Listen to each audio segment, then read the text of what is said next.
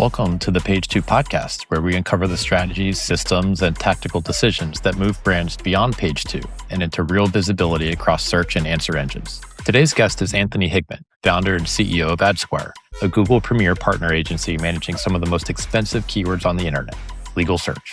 In an industry where a single click can cost $1,000, Anthony is running a 5-person team, manually bidding, pinning headlines, listening to every call, and intentionally resisting the automation wave most agencies have already embraced. Anthony built AdSquire with a very specific plan: stay small, stay nimble, and dominate high-intent search in one of the most competitive verticals in digital marketing.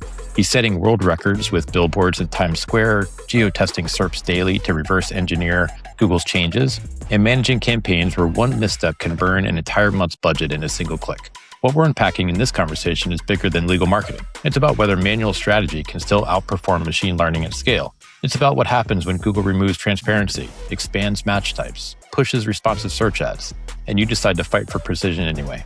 Personally, I love this one because it's a reminder that the fundamentals still matter. Intent still matters. Message match still matters. And sometimes the best move in a platform-driven world is to slow down and look at the SERP like a user. If you learned something new today, take a second to subscribe to the Page 2 podcast. Leave us a rating or review and let us know what resonated. We'd love to hear your thoughts. All right, let's get into it.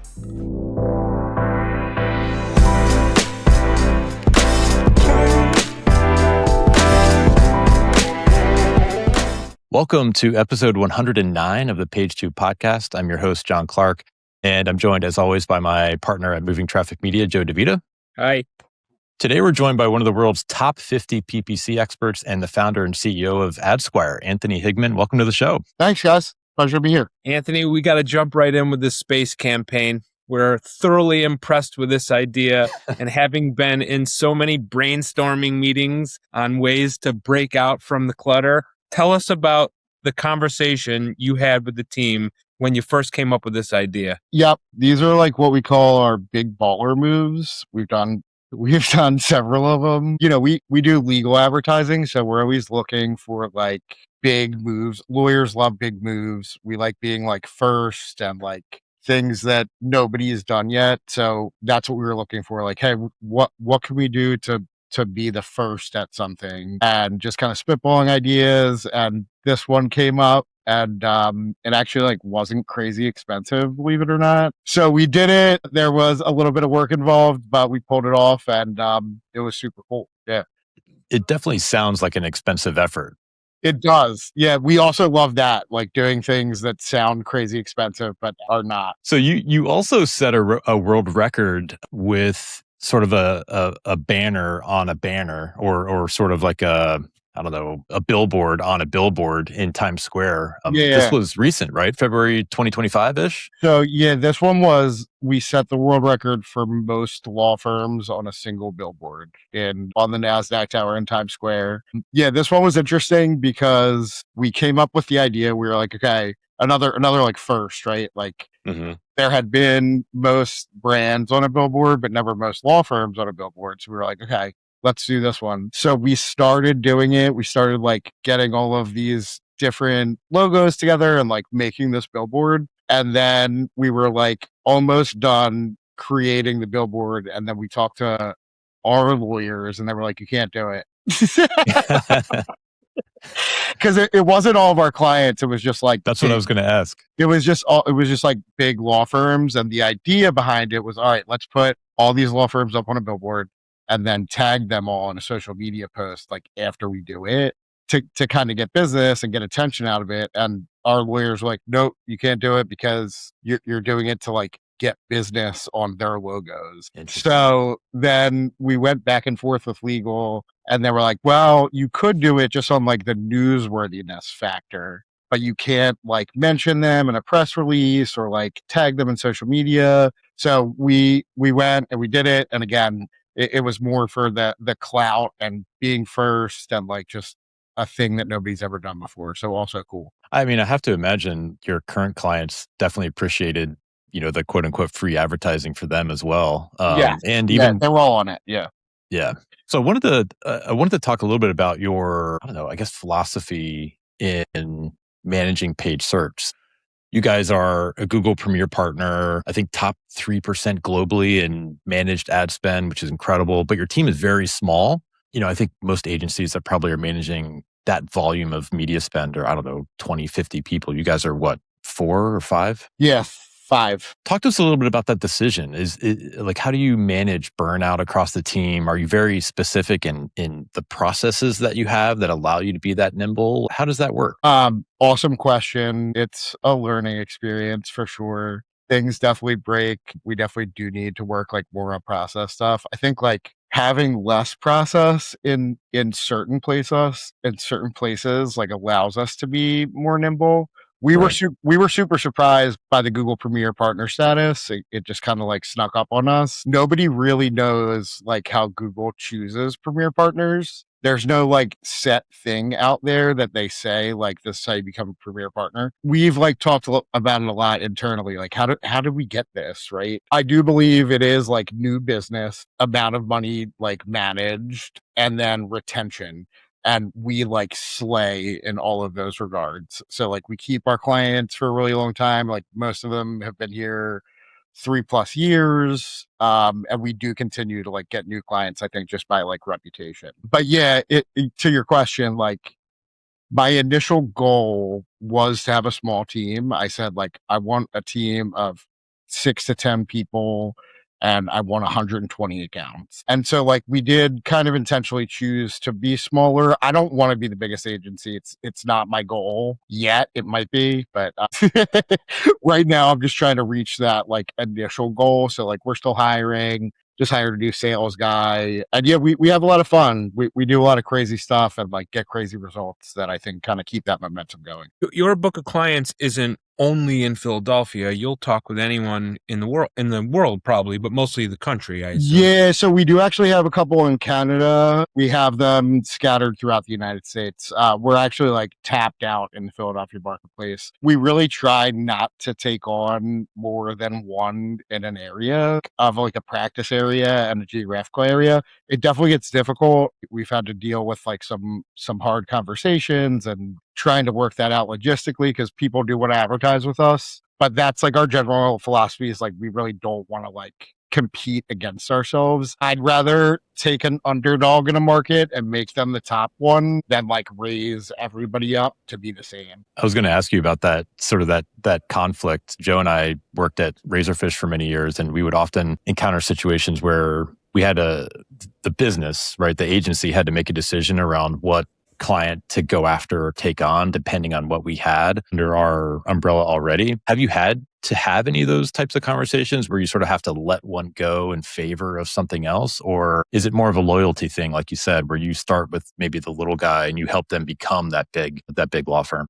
Yeah, so that's like what I honestly love to do. Like what drives me and is my passion is taking somebody that's like successful but unknown and making them the top dog in the marketplace. But yes, we've definitely had to have these hard conversations. We don't have exclusivity like in our contracts, but it is like it's something that comes up during the sales process. Yeah. And so most of the clients, like when it ever comes up, what we tend to do is like ask the first client. We're like, hey, look, we got this opportunity. This guy wants to do this. There's some potential crossover. So like we wanted to discuss it with you first and like kind of see your thoughts on this. Most of them are like, no, not that guy. No. Yeah. And so then we have to make a choice, you know what I mean? And generally, again, we are like loyalty means a lot to me. So like our clients stay with us for a long time because again, we provide results. We're very responsive, but there's something to that. So we tend to go, okay, never mind.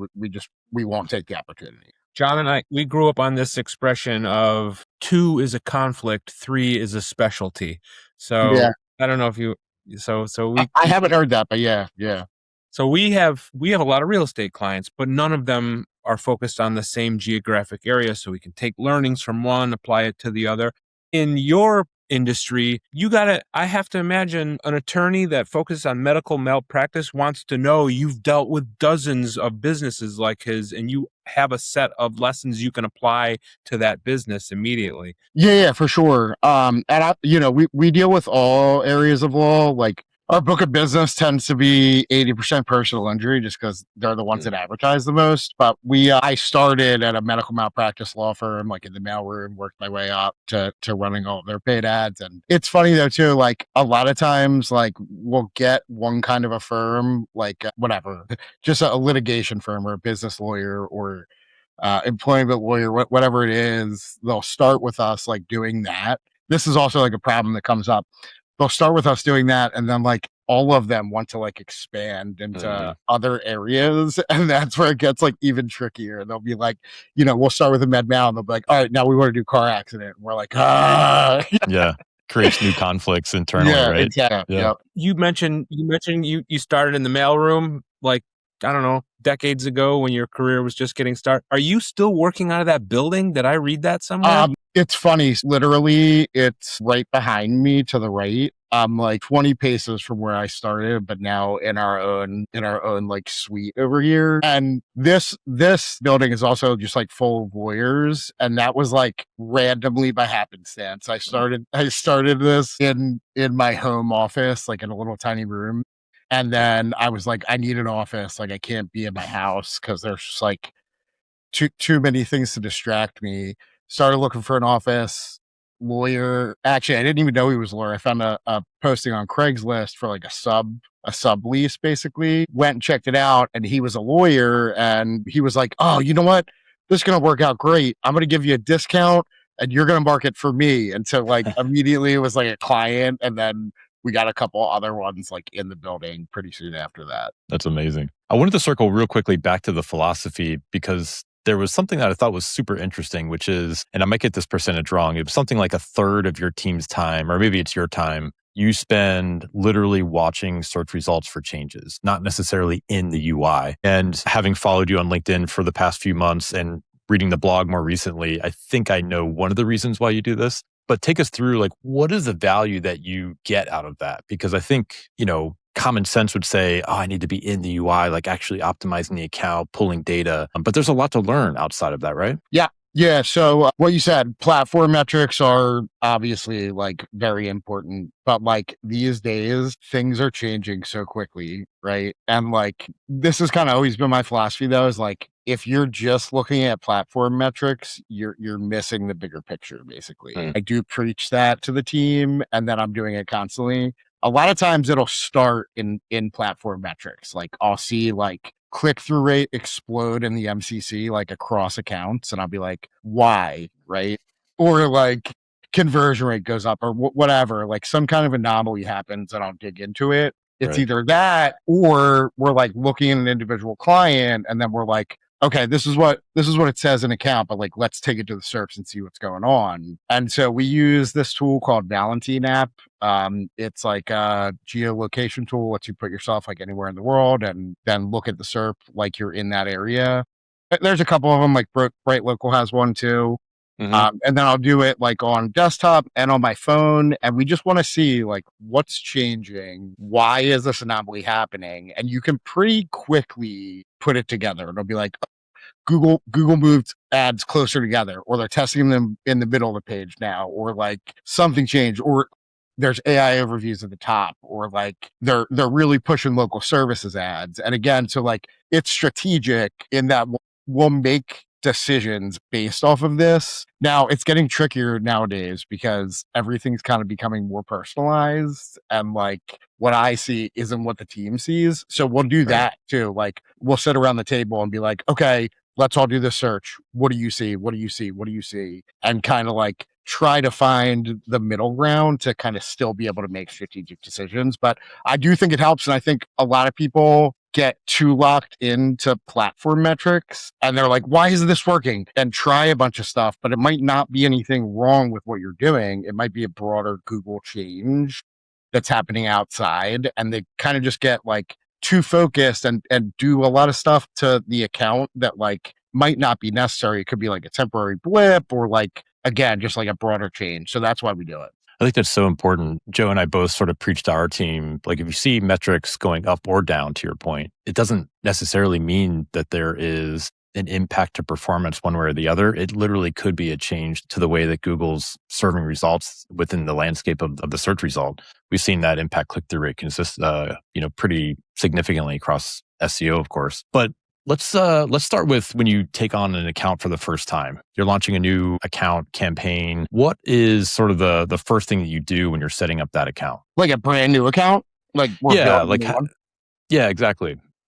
We do have like a pretty general process. We're building out landing pages is probably like the first thing we focus on. We do like an extensive research process on the firm, try to find anything and everything like that's out there. I do a lot of like news searches for like all the lawyers. If there's anything like that stands out, we're getting USPs, all that kind of stuff. And then again, building the account, we do have a process. We are always doing local services ads and Google ads. So a lot of times it's like getting all those accounts set up, and then we do have like a individual process on how we kind of build out accounts. Got it. I'm always curious about when that point in time is where you actually start to make optimizations, right? Because so many of the platforms, Google, Facebook, right, they all have these learning periods now, depending on the bidding method that you choose. So when do you actually start to get in and make adjustments to the account based on the data that you're seeing? Is there sort of a ramp up time where you just sort of need to understand what's happening with the new account and then you start to dig in with optimizations? So now, like right away,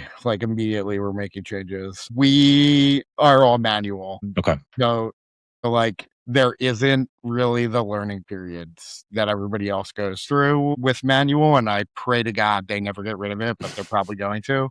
But because it's not looking good for that.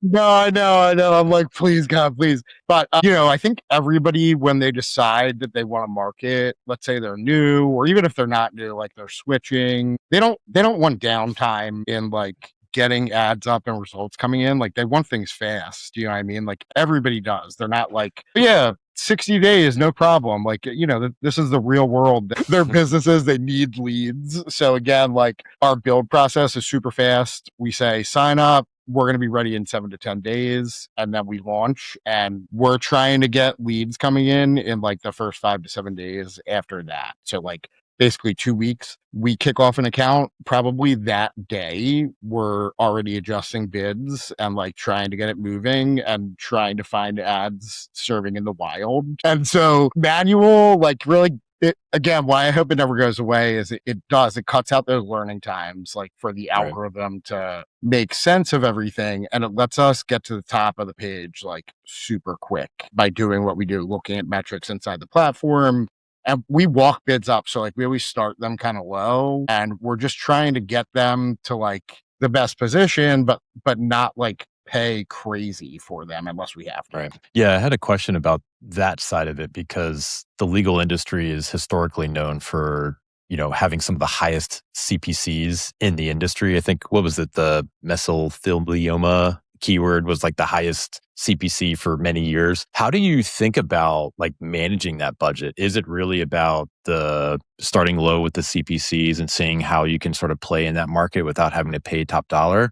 Because again, some of these CPCs are hundreds per click. So even estimating an initial budget to start with, it must be a tough conversation with some clients who maybe have never advertised before. Yeah, it definitely is. Legal is one of the most competitive, highest cost per click industries that there is. I have some accounts where literally you're paying over $1,000 for a click. And I know 1,000 is the limit, but like with bid adjustments and stuff, like you can end up paying over $1,000 for a click, depending on the competition, the market practice area. It's a really great question. It's always kind of case by case, depending on like the budget and the competition in that area. But to your point, like it's hard. Like sometimes, honestly, to even get results, like you really do have to be high up on the page. And if a client's spending $5,000 a month, like you can burn twice the daily budget in a click, basically. And so, which is insane. Totally insane. So we do like, again, like our approach is comprehensive in how we advertise. And this will be funny because I'm very anti like PMAX, but like I've kind of always done PMAX, to be honest with you. But like I feel like I started PMAX before PMAX was PMAX, but we always do it in individual campaigns. So we're running YouTube, we're running display, we're testing like the new ones, but we always run like this kind of broad suite of things targeted in different ways. And then we have like a research campaign, a high intent campaign. So like the high intent campaign is always the 80%, which takes up like the majority of the budget. But then we have like these kind of boosters like on the side that kind of do tend to increase results after like 60-90 day mark. Like, and we're targeting them all to the kind of the same keywords that we're targeting the high intent stuff. But it is that high intent game. So again, it's a challenge. It never ends. Budgets do get a little bit wonky. And like we try to explain that when we're signing up a client and like, hey, we're white knuckle managing these accounts. And so like there's a chance we go 10% under or over by the end of the month. And we just try to explain like how we're doing this, why, and like how it's different than what other people are doing. And most of them are pretty understanding of that because again, like what we're doing still gets wild results. Like they're cool with it. Yeah. I got like 3 follow-ups. Yeah. So do I. This is great.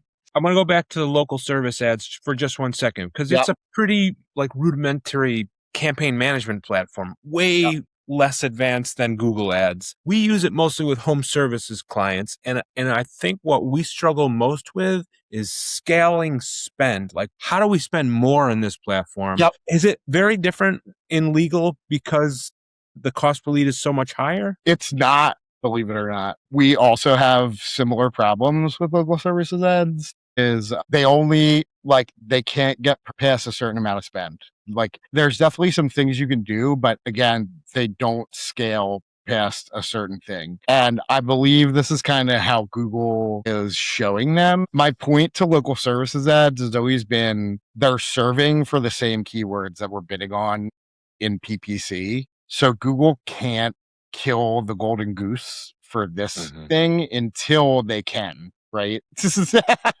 And so I think they don't serve them nearly as much as they serve PPC ads in our experience of kind of looking at the broader picture. I think they serve them maybe 15% of the time. I do know a lot about these. Like they tend to serve them during higher conversion hours.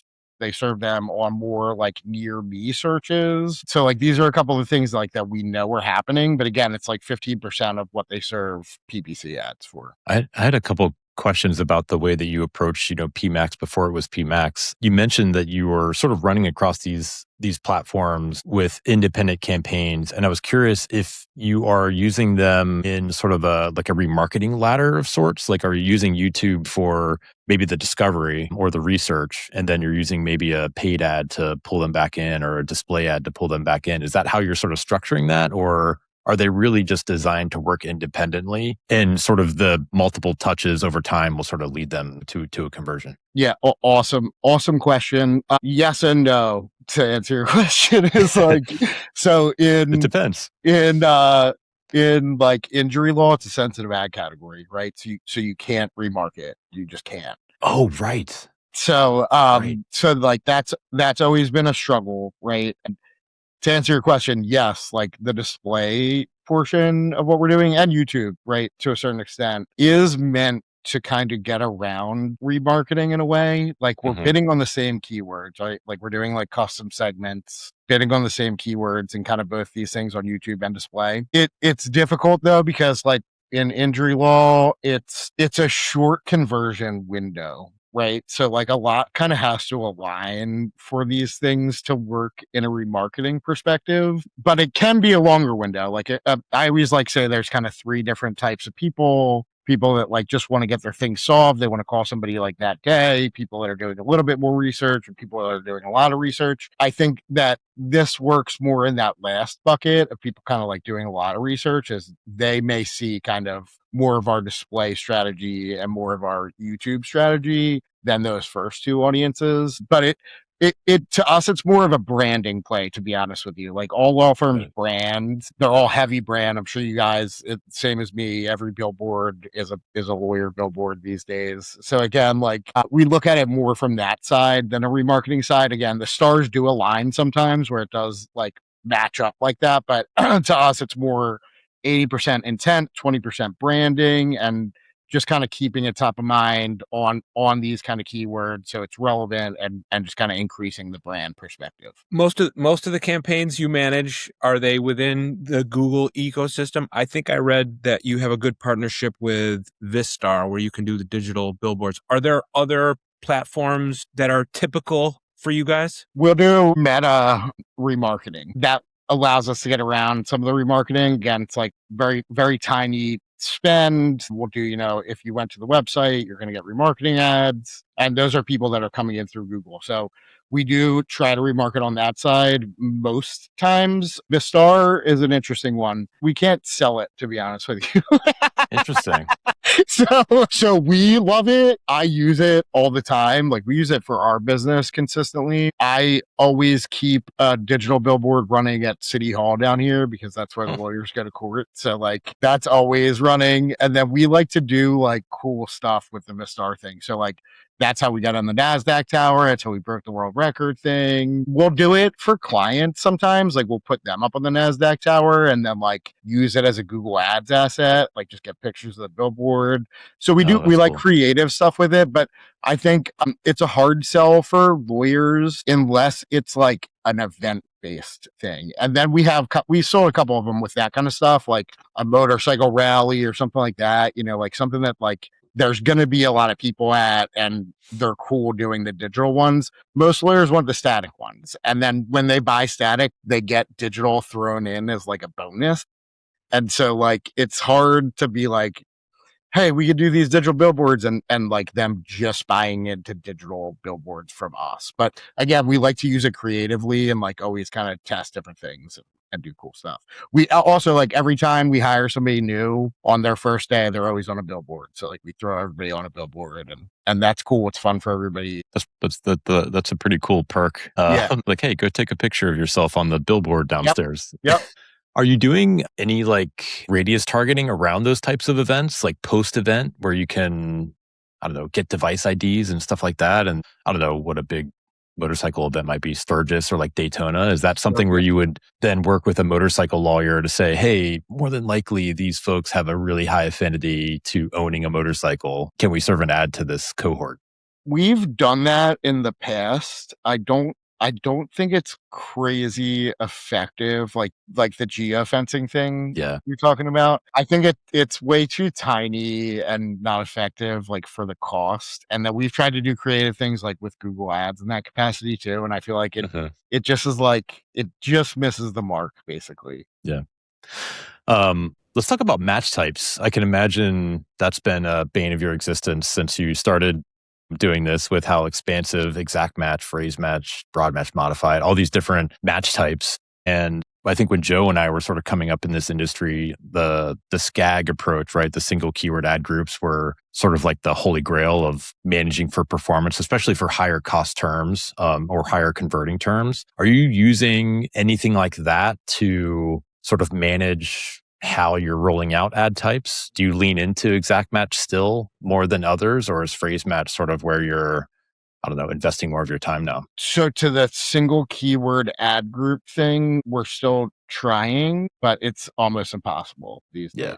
You can really try to map something to where you want, but it's clear and clearly Google stance and like don't do that anymore. So in some ways we still do try to make it work, but it's becoming less and less effective. I have always been a phrase match and exact match guy, but to your point, over the past 5 years they've gotten considerably worse and worse. And I always say like I'm definitely like a Google critic, but I always half get like why they're doing certain things, and like they do in a lot of ways make sense in certain aspects. I think they're just like really early to seeing data because they have so much at scale that they are making these changes like for the greater good in 90% of cases. Like it's not, let's call it 50%. But yeah, so like at the same time though, it does make me like super angry a lot of times because of just the weird queries that we will see that match to a keyword. And especially like if they get a click and it's like a competitor's phone number or like a competitor term, like that still really does grind my gears. But I also do, again, slightly get what they're doing there, or I think I do. I always think I do. It's always like a little bit different than what I actually think.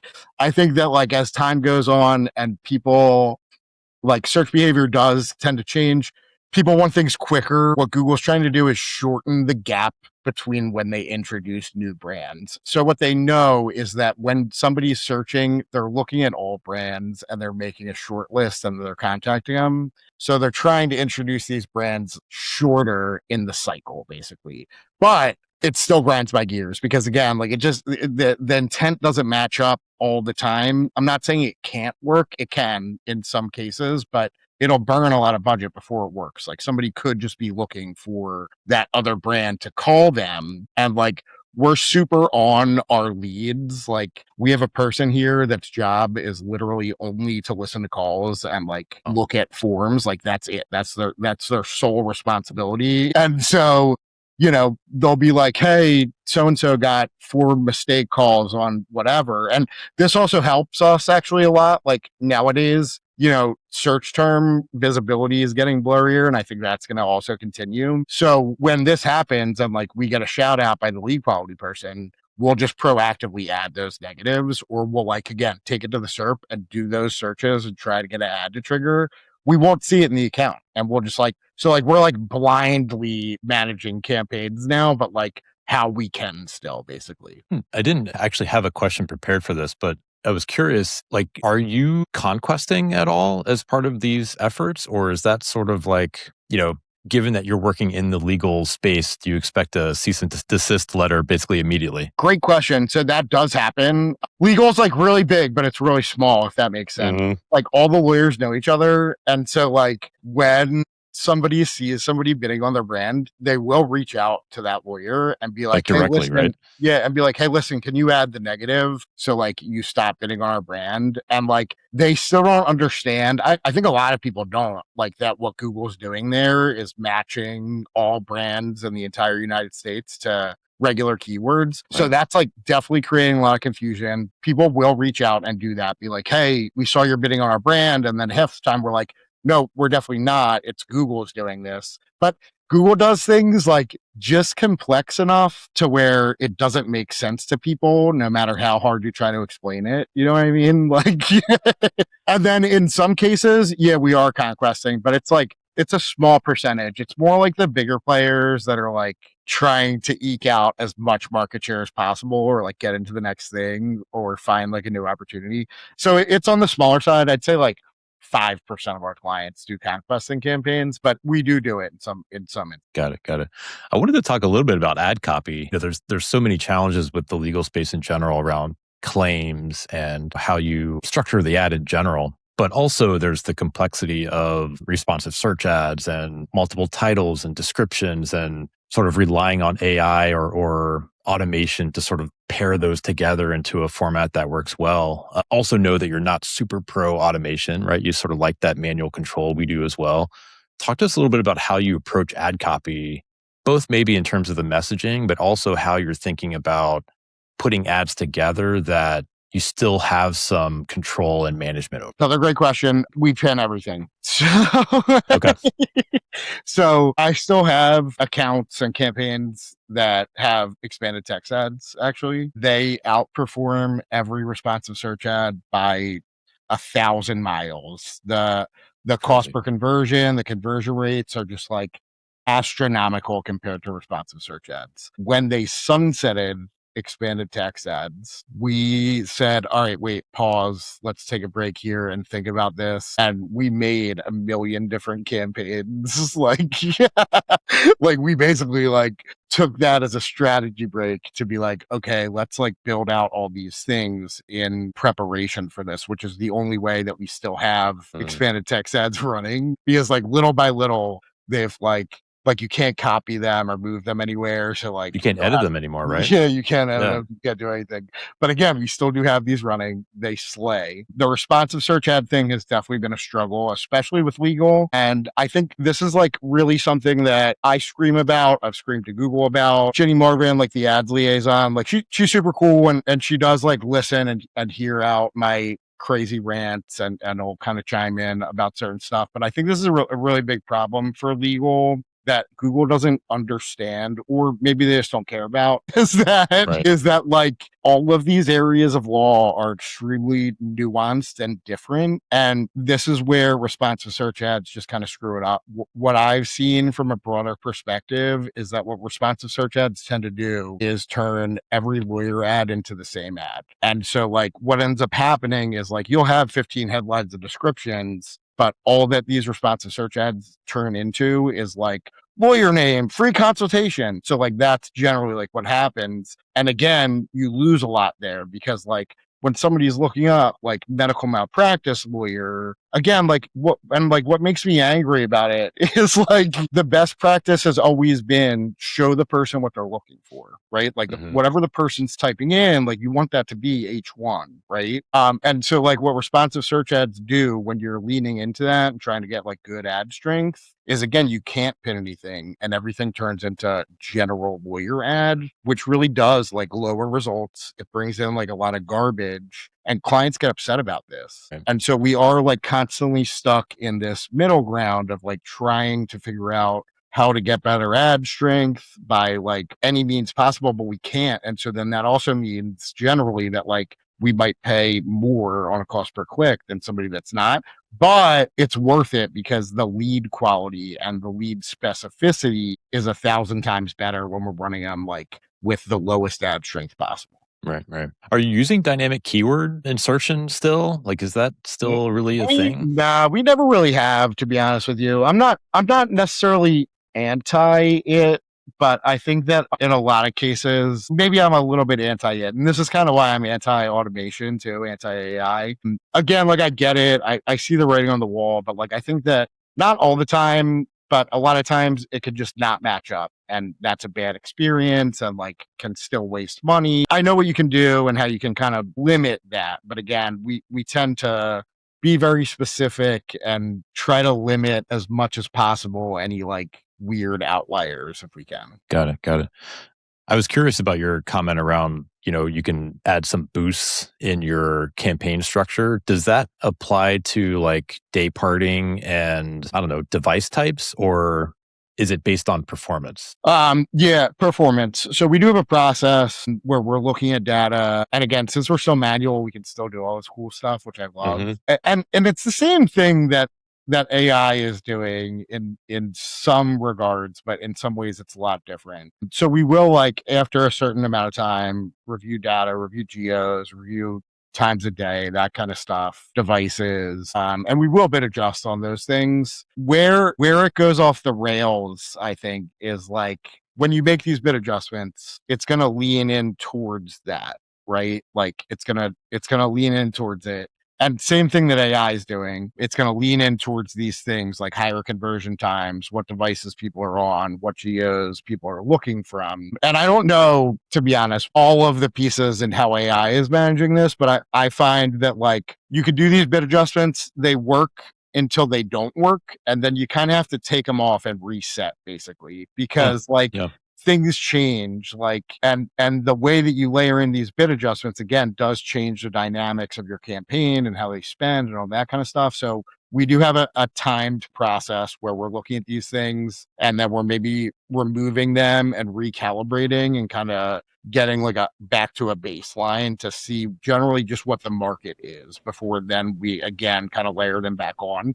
Because I think like I have a ton of critiques about AI, but I think that's like what AI is gonna do and what it's doing. And again, that's like in Google's favor. If the AI is going bid everybody up during the highest conversion times, then what's gonna happen? The cost per click is gonna raise for everybody. Like results are eventually going to dwindle when new competitors come in. So like there's all these crazy aspects I think like people don't put a lot of thought into. You just get lost in campaign metrics. But like I think a lot about these things is like what's the pro, what's the con? Is this really for the greater good, or is it really just going to like drive everybody towards the same things to like increase prices in some weird way? You've had a lot of time to fine tune the reports that you present to clients to show them what's working and what's not. We don't work with any attorneys right now. We have in the past. The two crazy extremes with these clients. We had a small practice. There was 3 guys in the firm. Every week they wanted to talk to us and want to know every single detail about the campaigns.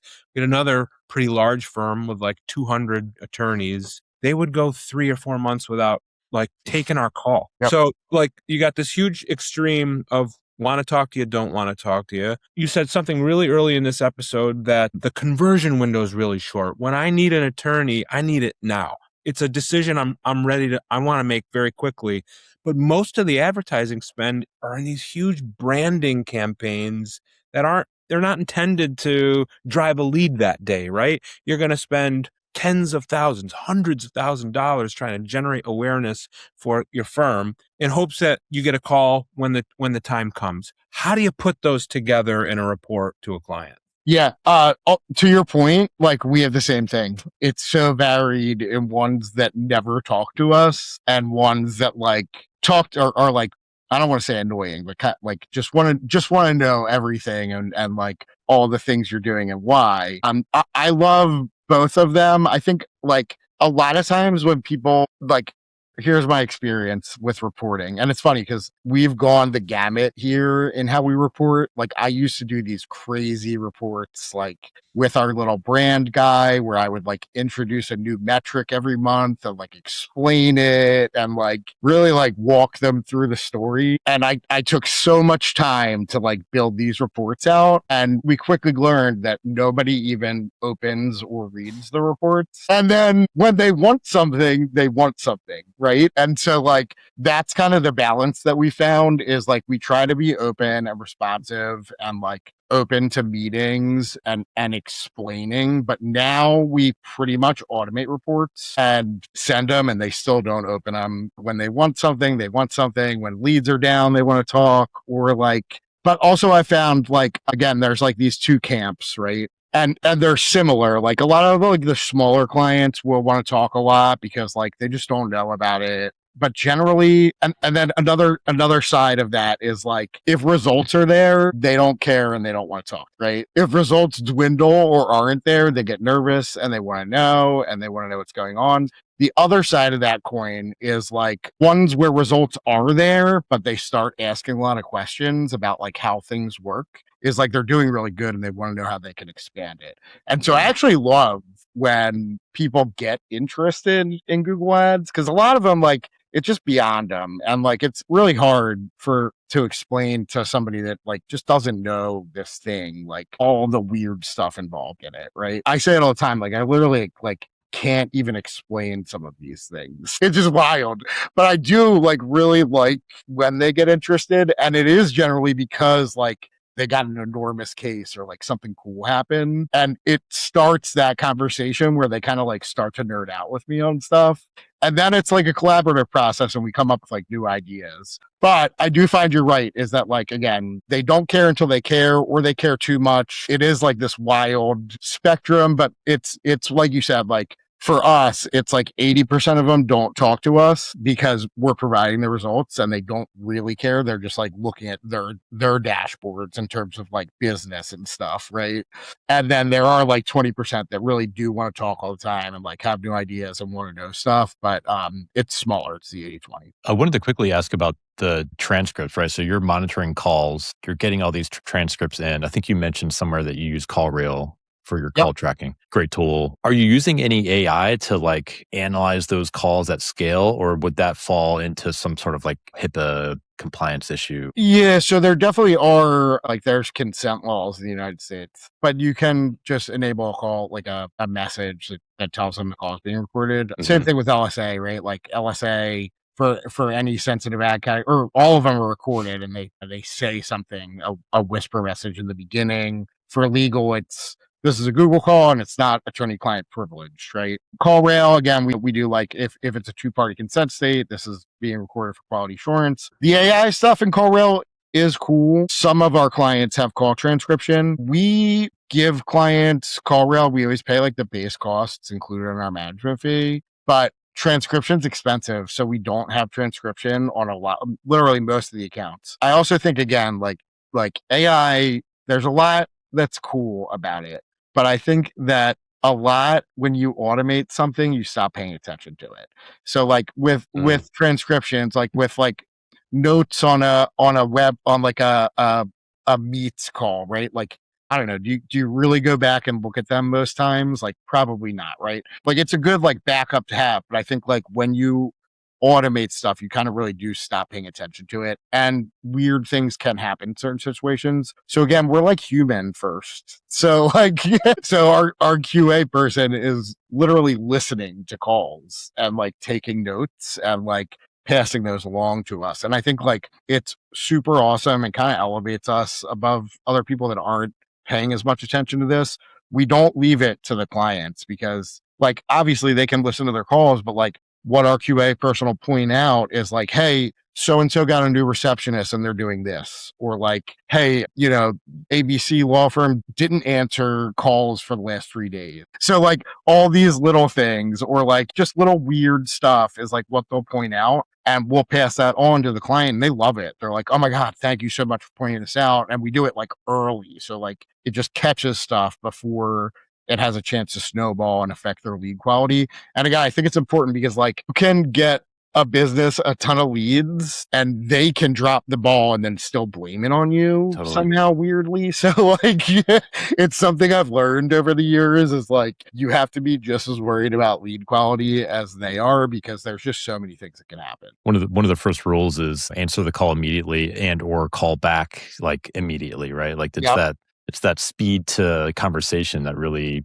impacts the overall conversion rate. Well, let's jump to a couple of quick rapid fire to wrap things up. I was fascinated about the US SBA Emerging Leaders Program that you took part in. I didn't actually know that was a thing. What's the most important thing you took away from that experience? It'd be having a business plan probably, and to like keep editing that business plan. But that was an awesome experience. I actually like was in that when I started AdSquire. I'd started it with a different organization and then had resigned and started AdSquire. And I actually got most of my first clients from the SBA program. So I was like, hey, I just started my own business. And I was always talking about Google Ads. And they were like, oh yeah, okay. And so got like 3 clients like from the SBA program. It was an awesome program. It was definitely like intense. It was a 7-month, like probably 5 hours a day, 3 days a week, but awesome program. And yeah, it was more of it's like an accelerated MBA. So it was more like the core business stuff that I did carry with me that